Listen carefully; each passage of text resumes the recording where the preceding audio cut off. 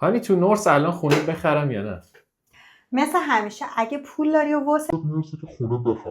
اگه دوست داری آمار رو بدونی چجوریه بیا با هم نگاه بکنیم.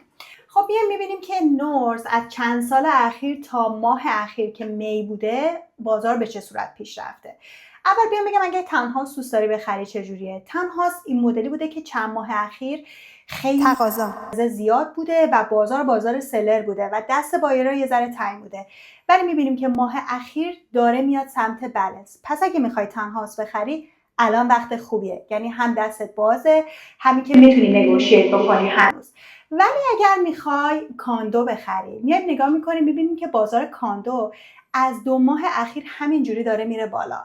ماه اخیر تو بالانس بوده ولی الان داره میره سمت سلرا، ولی هنوز خیلی بالا نیست. این به این معنی که هنوز تو این قدرت رو داری که یکم چونه بزنی.